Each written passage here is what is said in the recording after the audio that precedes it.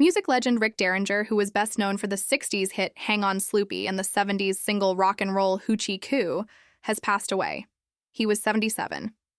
It was a moment that left the music world in stunned silence, the kind of moment when time seems to pause, and for a brief instant, the heartbeat of an era is felt again, only to remind us that even legends are not immune to time.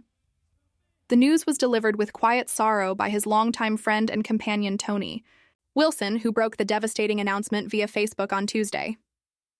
The tone of Wilson's message carried the weight of years of friendship, backstage memories, long road trips, and countless hours in the studio. It was more than just a public update. It was a personal farewell to a man who had been more than just a musician.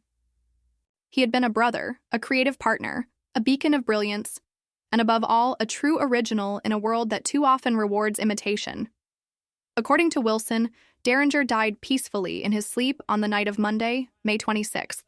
No official cause of death was initially provided, but reports from TMZ later revealed that his heart had simply given out. In the end, the man who had spent decades pouring heart and soul into every lyric, every riff, and every beat had succumbed to the very organ that had fueled his passion for music his entire life. Renowned guitarist and entertainer Rick Derringer passed at 8:09 p.m. on May 26th, surrounded by his loving wife, singer-songwriter and bandmate of 28 years Jenda Derringer, and his caretaker and close friend Tony Wilson, the announcement read.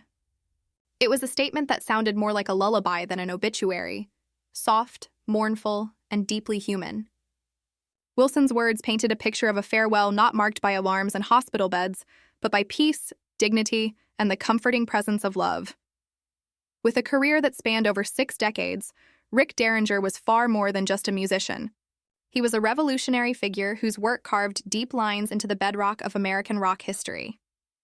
From the early days when he burst onto the scene with Hang On Sloopy as a teenage prodigy with the McCoys, to the explosive power of rock and roll Hoochie Coo, Derringer never once lost the fire that made him a standout in an industry, known for chewing people up and spitting them out.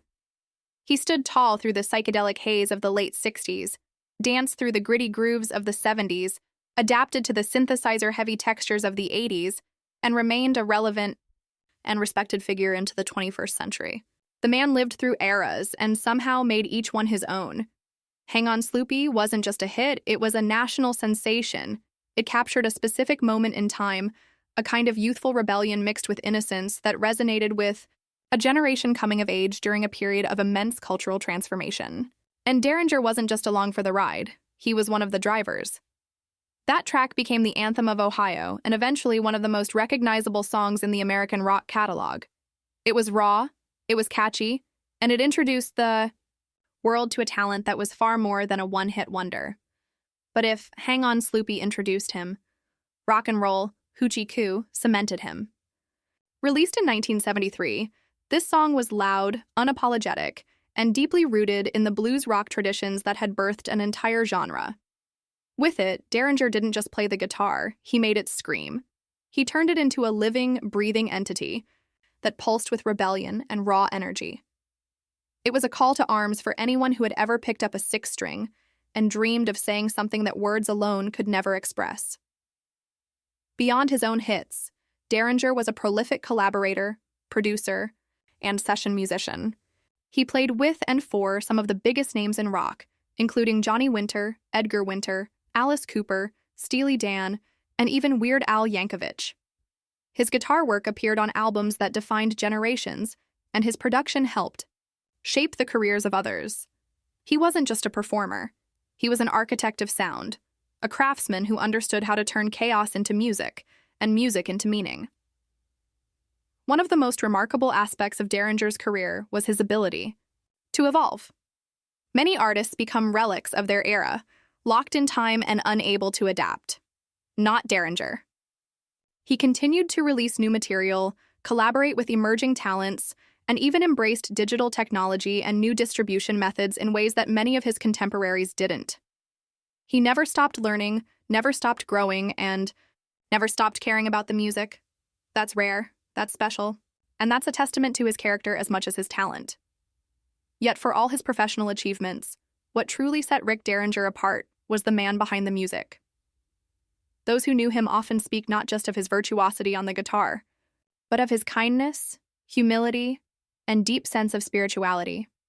In later years, he became more open about his Christian faith, often discussing how it gave him strength and focus in an industry known for its temptations and chaos. He spoke from the heart, and when he played, you could feel that spirit come through in every note. His marriage to Jenda Derringer was more than just a union of love. It was a partnership in music and life. Together, they traveled, performed, and created. She stood by him through the highs and the lows, the tours and the illnesses, the applause and the silence that follows when the stage lights dim. Their bond was evident to anyone who saw them together, a rare kind of devotion that's become even rarer in a world constantly chasing the next thrill. Derringer's passing has ignited a wave of tributes from across the world. Musicians, fans, and industry veterans have all taken to social media to share their memories, express their grief, and celebrate the life of a man who gave them the soundtrack to so many of their most cherished moments. Some have posted old photos, grainy Polaroids from backstage dressing rooms, candid shots from studio sessions, sun-drenched moments from summer tours. Others have posted videos of him shredding the guitar, hair flying, eyes closed, lost in the music like it was the only thing that mattered. And maybe it was. What's striking is how universal the reaction has been. From barroom guitarists to multi-platinum rock stars, the message is the same. Rick Derringer mattered. His music moved us, his story inspired us, and his death leaves a hole that can't be filled with noise or nostalgia. It's a silence that echoes. There's something poetic about the way he left this world, quietly, peacefully, surrounded by love. It contrasts so beautifully with the explosive sound of his music. Rick Derringer was a man of contradictions in all the best ways. Loud but thoughtful, bold but humble, legendary but approachable. He could play to an arena and still make every person feel like he was playing just for them. That's not a skill you can learn. It's a gift. And it's a gift he gave us over and over again. Even as the news settles in, fans have begun revisiting his discography with new ears. They're hearing things they missed the first time. A little riff here, a vocal inflection there. It's as if the music is speaking in a new language now, one colored by loss, but also gratitude. Because we had him. We got to witness Rick Derringer in his prime. We got to grow up with his songs. We got to be changed by them. And now, even in his absence, he continues to give. The world is a little quieter without Rick Derringer, but the echoes of his guitar will ring out for generations. His story didn't end with his death. It just turned a page. Now it lives on in every musician he inspired, every fan he touched, and every soul who ever found a piece of themselves in one of his songs. Rick Derringer, the rock and roll outlaw with a heart of gold, may have left the stage, but his encore is eternal.